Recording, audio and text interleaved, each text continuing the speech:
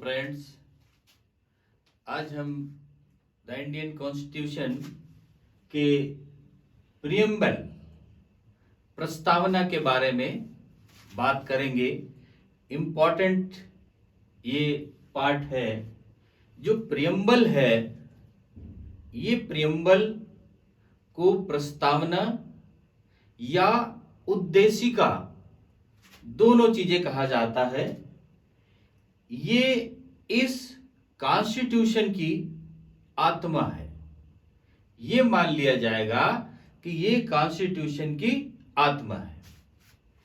जो प्रियम्बल है, इसे पंडित जवाहरलाल नेहरू द्वारा 13 दिसंबर 1946 13 दिसंबर 1946 को इसको स्वरूप को बनाया और कि इस रूप में, इस सब्जेक्ट पर, इन चीजों को हम मानते हुए, इन चीजों को लाते हुए कॉन्स्टिट्यूशन का निर्माण करेंगे। उस समय ये कॉन्स्टिट्यूशन में पुरोहित नहीं हुआ, लगाया नहीं गया, एक बना दिया गया, ऑब्जेक्ट बना दिया गया, उद्देश्य बना दिया गया कि जो कॉन्स्टिट्यूशन है वो इस तरह का होगा। ये उन्होंने खाका खींच दिया, किसने? पंडित जवाहरलाल नेहरू ने।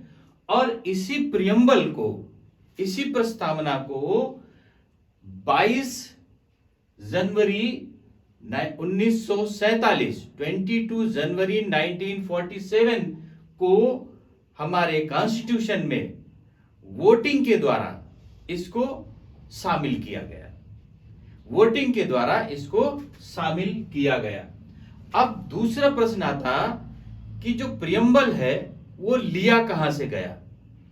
कॉन्स्टिट्यूशन के बहुत सारे पार्ट एक दूसरी जगह से लिए गए, तो उसमें से जो प्रियम्बल है, जो प्रस्तावना है, ये कहां से लिया गया, इसी याद रखने की चीज है। जो प्रस्तावना है ये अमेरिका से लिया गया और इसकी जो लैंग्वेज है, जो इस प्रियम्बल की भाषा है, वो भाषा ऑस्ट्रेलिया से ली गई।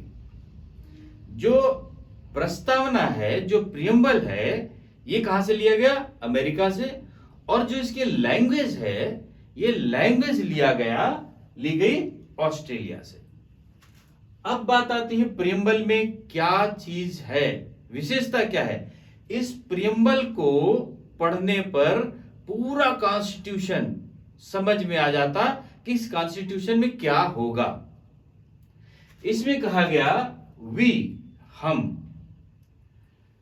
The people of India, Bharat के लोग, मतलब इस पूरे को समाहित कहां कर दिया, हम भारत के लोग। मतलब इसको जो पावर मिलेगी कॉन्स्टिट्यूशन को, वो कहां से आएगी? हम भारत के लोग, भारत के लोगों के द्वारा। अब उसमें कहा ये भारत के लोगों के लिए having solemnly resolved to constitute India into a, क्या चीज होगा उस भारत के लिए? सॉवरियन। सॉवरियन क्या है? कि हम किसी देश के अधीन नहीं, स्वतंत्र, आजाद। किन चीजों पर? आर्थिक रूप से, अपने प्रोडक्शन के रूप में, अपनी चीजों के रूप में। हम ऐसे देश को बनाएंगे कि जो किसी के अधीन नहीं होगा, आजाद होगा, और हमारे पास ही सब चीजें अवेलेबल होंगी। दूसरी बात कहा सोशलिस्ट, समाजवाद। समाजवाद में एक एग्जाम्पल ले लें, जैसे क्या है कि सब जुड़ करके रहेंगे, सब एक साथ कंबाइंड हो करके और एक दृष्टि से, एक समान रूप से रहेंगे। और सेकुलर, जहां पर कोई धर्म आदि की जो अलगाव है वो नहीं होगा, हम सेकुलर होंगे, पंथ निरपेक्ष होंगे, हम सब एक साथ और एक लय में होंगे। डेमोक्रेटिक, अब बात आती डेमोक्रेटिक। डेमोक्रेटिक शब्द में याद रखना है, government in which the people choose leaders by voting. ऐसी सरकार जहां पर लोगों की वोटिंग के द्वारा उसका चुनाव होता है, वह डेमोक्रेटिक कहलाता है, वह डेमोक्रेटिक कहलाता है। अब उसके बाद कहा रिपब्लिक, डेमोक्रेटिक के बाद रिपब्लिक। रिपब्लिक में जिसकी सरकार व नेता, जिसकी सरकार व नेता दोनों निर्वाचित होते हैं, सरकार भी चुनी जाए और नेता भी चुने जाए, ऐसे को हम रिपब्लिक कहते हैं। तो एक स्ट्रक्चर खींच दिया कि भारत में क्या करना है। ये जो 5 वर्ड्स हैं, 5 वर्ड्स में पूरा कॉन्स्टिट्यूशन का एक खाका खींच दिया कि भारत ऐसा होगा। And to secure all the citizens, और जो वहां के लोग होंगे, भारत के लोग होंगे, उनको हम सिक्योर करेंगे किन चीजों से, वो ये बता दिया कि हम भारत के लोगों को किन चीजों से सिक्योर करेंगे। पहली बात तो बता दिया भारत कैसा होगा, दूसरी बात बता दिया कि भारत के लोगों के लिए क्या होगा, जस्टिस। भारत के लोगों के लिए क्या होगा, जस्टिस। जस्टिस किन चीजों के लिए होगा, सोशल, इकोनॉमिक एंड पॉलिटिकल। चाहे वो सोशल हो, सामाजिक हो, और चाहे इकोनॉमिक हो, आर्थिक हो, और चाहे वो पॉलिटिकल हो, राजनीतिक हो, इन तीनों के प्रति न्यायप्रिय होगा, न्यायिक होगा, जस्टिस होगा, उनमें न्याय होगा।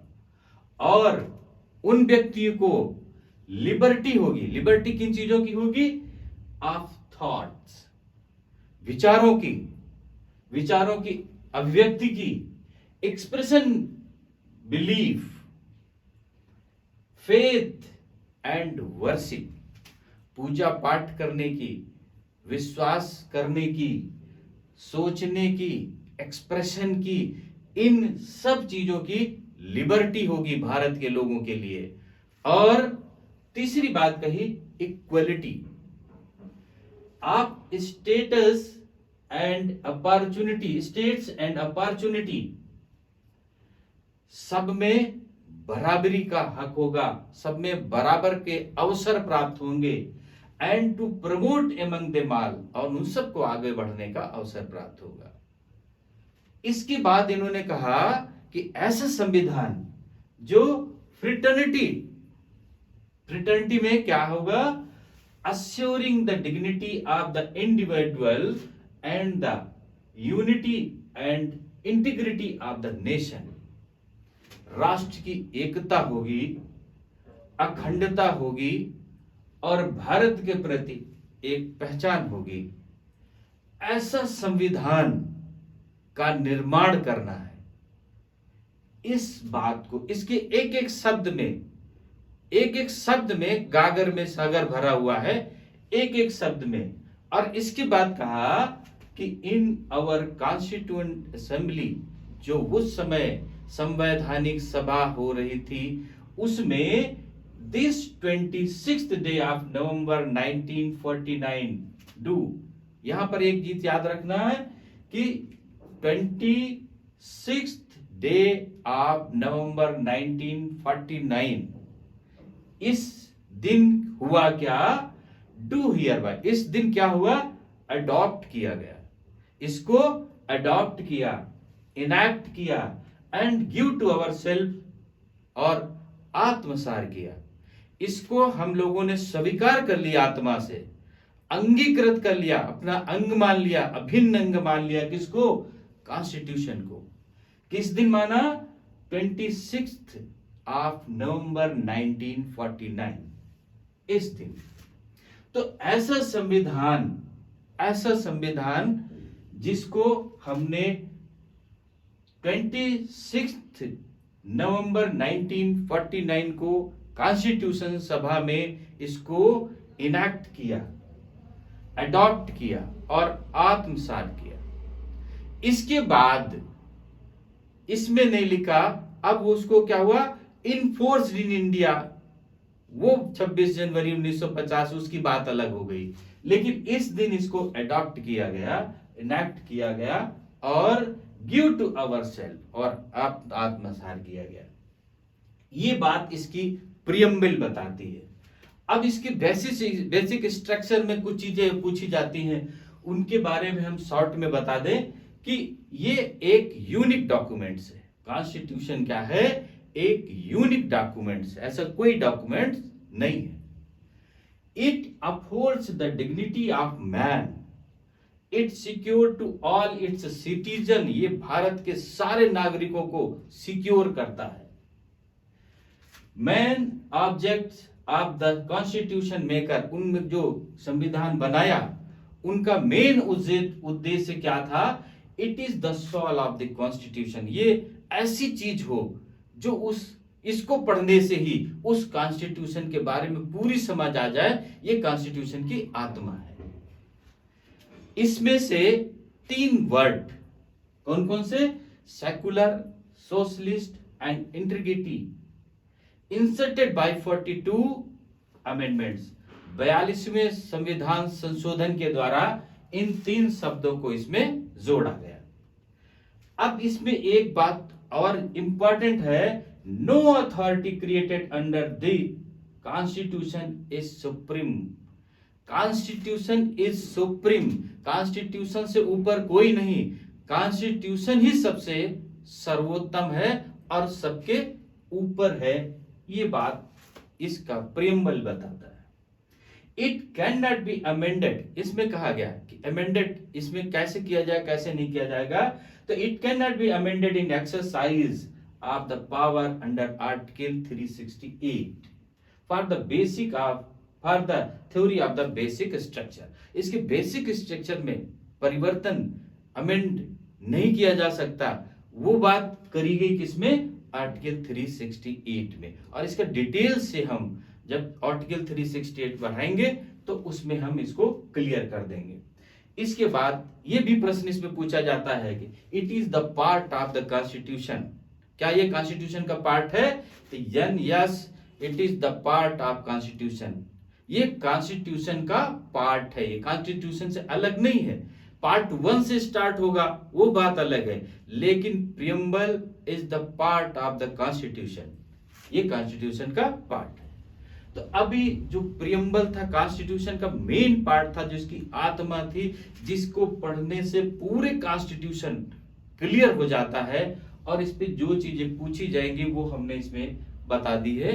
अब इसके बाद में कॉन्स्टिट्यूशन का जो पार्ट 1 से है नेक्स्ट पार्ट में स्टार्ट करेंगे।